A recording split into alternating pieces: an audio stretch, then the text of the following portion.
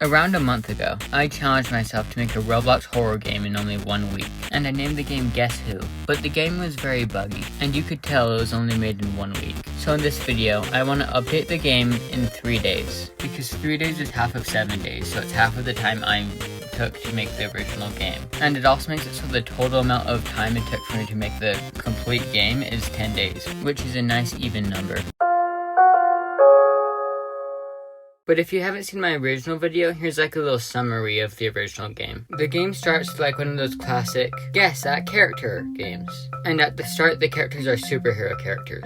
Then they transition to mascot horror characters like Freddy Fazbear. And then it becomes Ban characters. And then it becomes Ban for the next like 10 questions. And then you get this one question of a Roblox noob with an analog horror bot covering its face. And it's bleeding too. And the player doesn't know the answer, so they skip the question. And they end up in this other dimension that's red and black. And after they walk into the fog for a little bit, they end up at the exact same question, except now there's a hint. It says you on its face. So the player types me, and then they get through it, and then a chase scene starts with this character. And it chases them through an obby until it dies by spikes and the player gets away. And the player gets the bad ending, which I will not show in this video.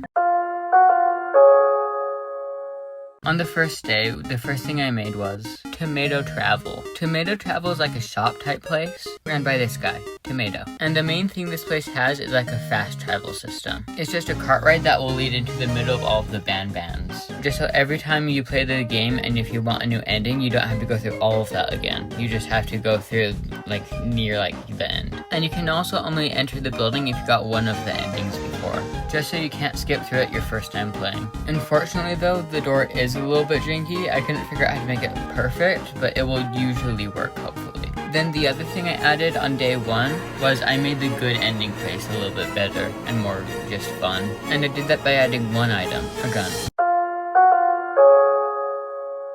On day 2, I added more music to the OST for the game. The first one is a theme for the Tomato Travel place.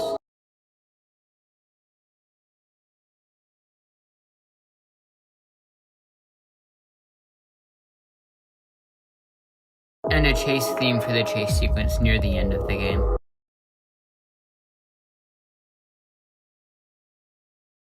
But unfortunately, while making this game, Roblox updated and now the way that I used to add audio into the game doesn't work anymore. So I wasn't able to add the new audios I made, which means that there's now 4 audios that never made it into the game. And then I redesigned the main villain of the game. Here's a before and after of the redesign. I also named him. His name is Robloxian. It's like Robloxian, but with Robux.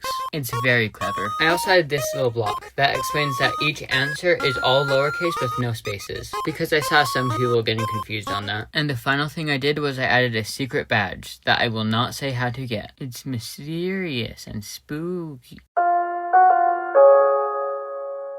On day 3, the final day, I just improved the chase sequence at the end of the game. Mainly by making it harder, just because I feel like it was way too easy before, and it was way too short. The first thing I did was make the Robloxian faster. And now, after he dies in the spikes, he comes back through one of the respawn points, and he chases you again. But this time he chases you through a little trivia game. It's mascot horror trivia, and it goes from least hardest characters to guess to hardest characters to guess. But the difficulty is based on what an average Roblox player would know. So Piggy is one of the easiest characters to guess, and something like Bucky Beaver would be one of the hardest characters to guess. Because I don't know how much overlap is between the Roblox player base and the Shipwreck 64 player base. Each question also has a hint, but using the hint is very time consuming, so you should only use it when you're way ahead of the Robloxian. Okay, that's all of the updates I'm gonna do in this video, and probably forever, because I think I'm done with this game now. And if I ever want to continue this game, it would just be in like a sequel game or something. This game is over. So anyways, that's all. Bye. Oh, also, I'm making another game. It should be out in early summer. I released a trailer for it. Go play it, I guess, when it comes out. Okay, bye.